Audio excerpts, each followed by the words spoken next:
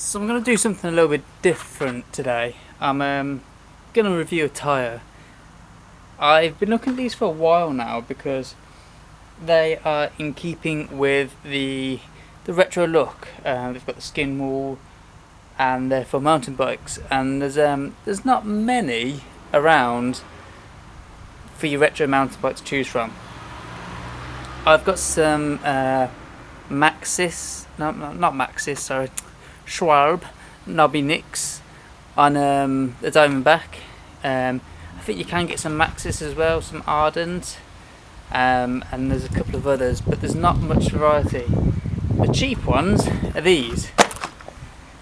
Now these come in two sizes in the 26-inch category, as in the mountain bike, which is a 559 tyre size. They come in the 26 by 1.95, and they come in a skinnier 26 by 1.5. They've apparently got the Schwalbe Active Line puncture protection on there, and they are, I'd say, pretty much a commuter tyre, a more road or hard pack type tyre, because they are pretty slick. There's a little bit of tread on them, which I'll show you in a second. But yeah, they're definitely more of a commuter style tyre. So they are going on a bike which I'm not really going to use off road. They're going on the specialised Rockhopper that I did. Now you can see this is the tread on there. I don't know if I just said, but these are the 1.95, the wider tyres. The tread, it's all smooth. It doesn't feel too hard. There is a lot of difference between the actual carcass of the tyre and the sidewall. This is a lot thicker, but there is a little bit of pattern in there for water dispersal, but they are going to be a faster rolling, more commuter based tyre. You might be able to take them off a little bit, sort of down hard pack, down the canal paths and what have you, but they are not going to be any good when you get to any sort of mud. So just off the bat, I mean, I'm not going to go around any mud with that, but yeah, that's looking at them. And while we're here, the sidewalls here are obviously quite a bit thinner. They are wired, they're not folding tyres, and sometimes this Skinwall it's not consistent all the way around. It can bleed into the black can bleed into the Skinwall, so that is one, I guess, minus point for the quality, because it can bleed in round. It's not a consistent line, but it's a 10 to 20 pound tyre, depending on where you get them from, where you find them. So they are on the cheap end of scale. We're going to test them out. Now, first test is going to be how difficult or easy is it to get on. As with all my tyres, I have powdered the inside. They are directional, these tyres, so make sure you get them on the right way. I always have my skewer on the left. So I'm just going to hook that on, and a nice easy tyre to fit on, won't need any tools. So we'll see how these go.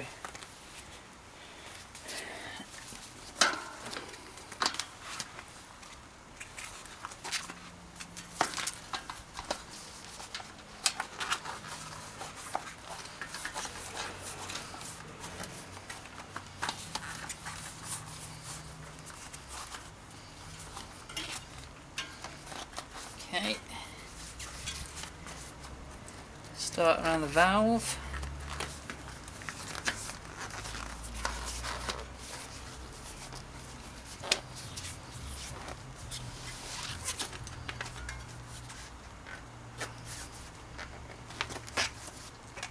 Okay, that's an easy tyre to put on. With tyre powdered, I didn't need any tools to get that on whatsoever.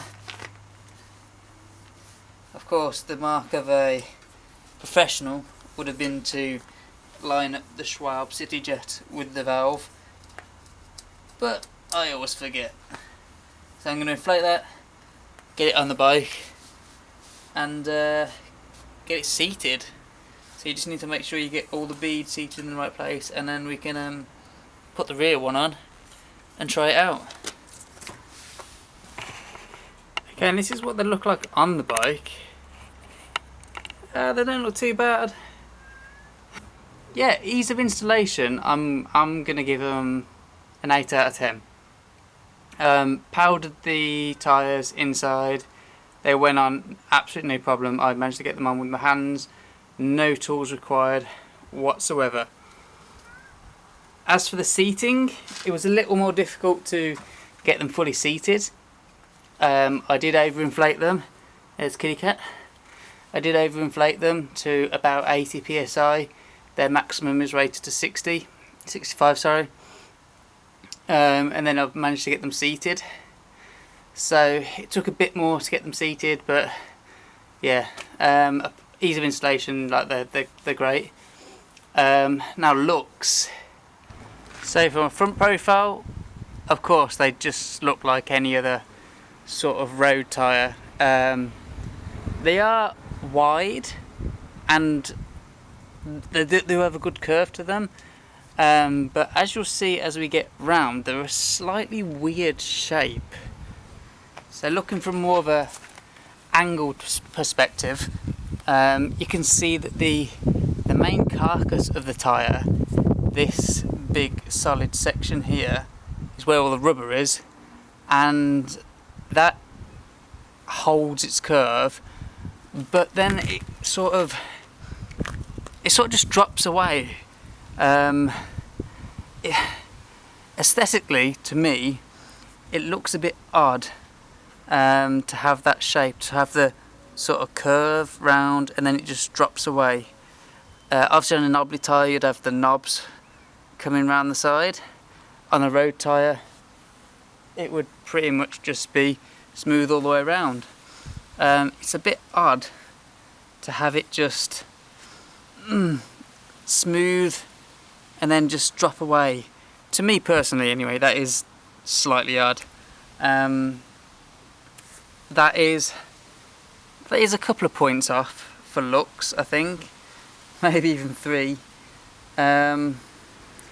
It does make him look nice and fat, but yeah, I'm just pulling strings here. I mean, this pulling strings, clutching at straws, I don't know what the phrase is, but it looks a slightly weird to me. But let's take it further round. Taking it further round to a complete side-on profile, it does look a bit better, but you can still see that ridge just running round where the thin sidewall meets the thick carcass. On this section here,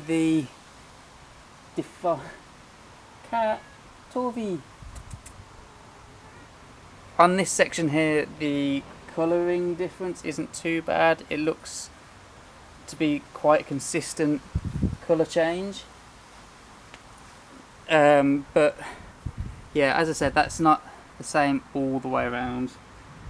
It does bleed in and out in some places, but from the side it looks good.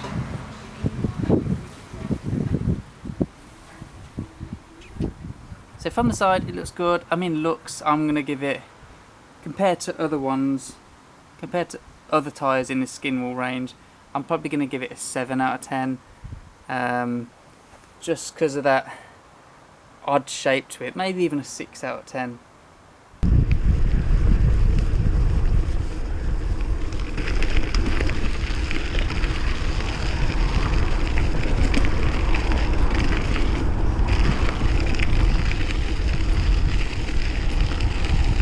So, initial impressions of these tyres?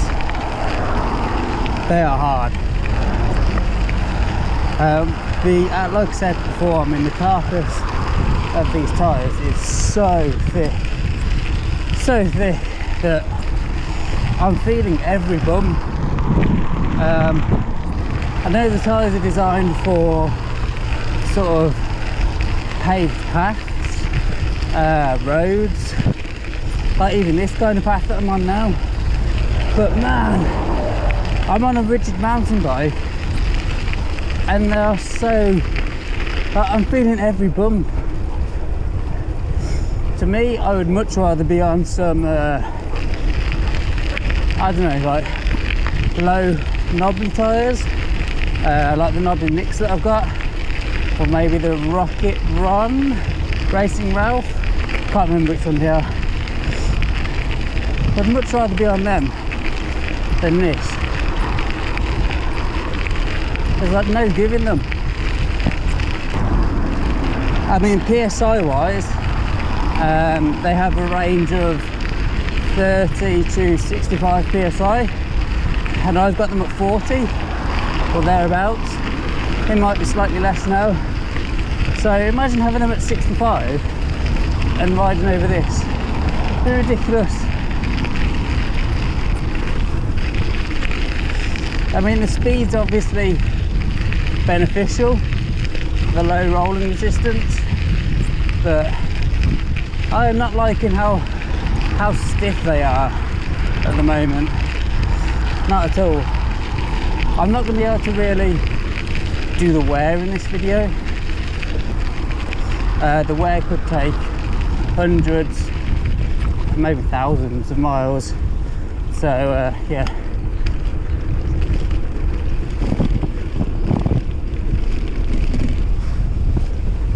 So we'll have to rely on others for the wear. I have asked around. There's a few comments that I'll put in, like from my Facebook and from my Instagram, and even from YouTube already on the community page.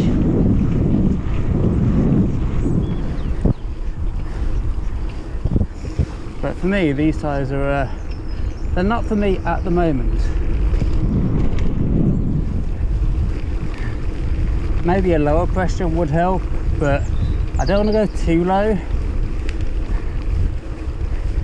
Even saying that, if it goes to 65 PSI, it should be comfy.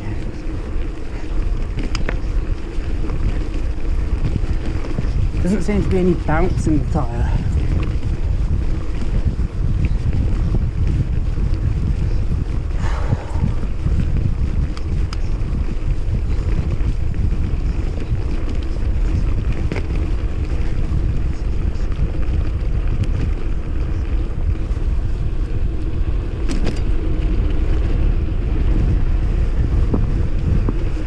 Of course, the fact that I'm using a rigid mountain bike, so no suspension, is going to make a difference. And these are the wider tyres, so I would have thought that would have been a bit softer, but no.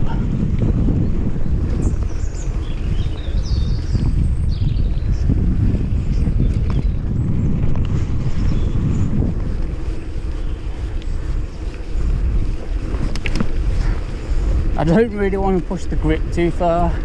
Like, I'd really like to ride in the wet with them and test out the how far you can push them. But I'm not doing that on this bike. I'm not risking like scuffing up the Rockhopper. But they're definitely not. You're gonna have to be careful on these on greasy roads. You know, like after it's been dry for a while, and then it rains and all the grease comes to the surface. Yeah, I'd be careful on them. Same in the winter.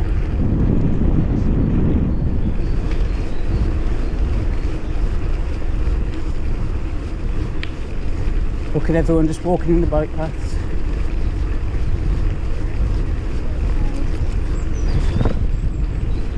Oh, and I did a little looking into them.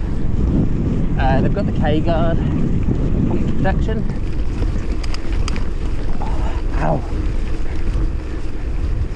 And the K-guard puncture protection is a level 3 out of 7, 7 being the most puncture protection. So they've got adequate, but not elite.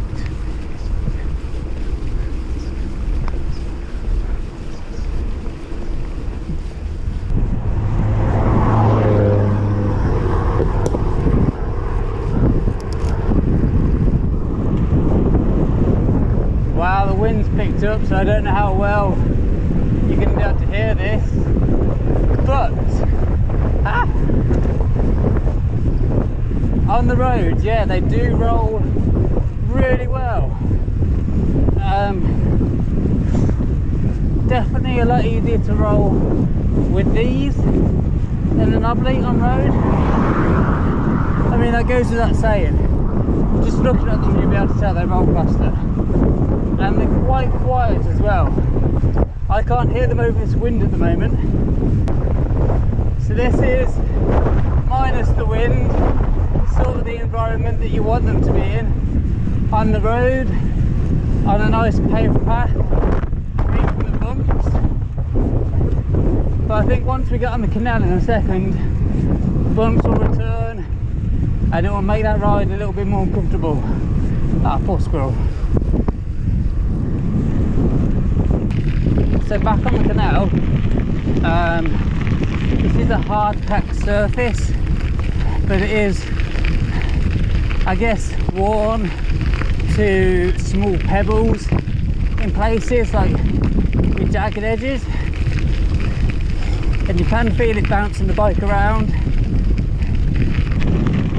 So it's a bit more gravelier here, and it is bouncing me around a little bit.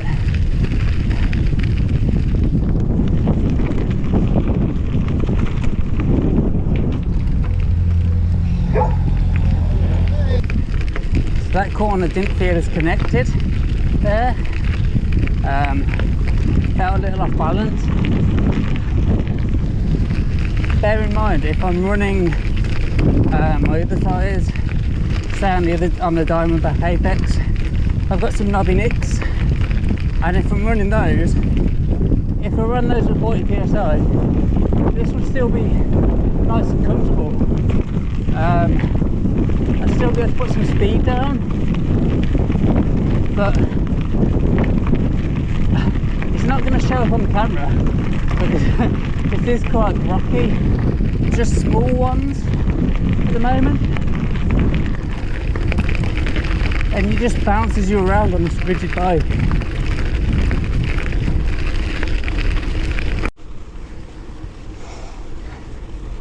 Okay, so I think in conclusion, while the wind's down, tyres, easy to fit.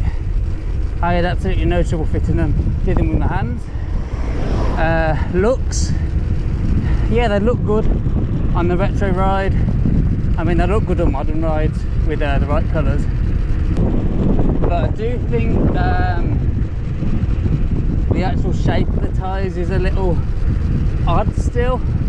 I know they actually now have a runner for a dynamo light, so that's always a positive for those that still run dynamos.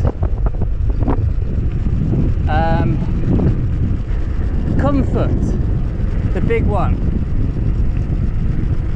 of comfort. Initially I thought they were a bit hard. I mean, they are hard, and they've got that thick casing on them, but they are more suited to a road. Well, the more you go off the beaten track, the more you're going to feel it. Obviously I've got a fully rigid bike, so I'm going to feel it more. So yeah, comfort for me is about like a 5 out of 10. Me personally, I'd rather have a small knobbly tyre on the bike than these, pay a bit extra, but yeah, each to their own, so I'm a bit middle ground for these tyres. For the looks, sure, they're good. For the comfort, I don't personally like them for where I would ride to work. Cost is good, but yeah, for me there's still a middle ground. I'm not sure if I would buy them again. Would I recommend them? If you're just going to be doing light commuting by road, then sure, they'll be good for you, but any bumps are going to suck unless you have really low pressures. but I don't think that's what they're meant to be run at. So yeah, I'm gonna crawl up this hill, call it a day there. If you enjoyed the video, hit the thumbs up. If you liked it, leave a comment, so I know to do sort of more like this, and I'll be posting updates on the wear. So yeah, I'll leave it there and I'll see you in the next video.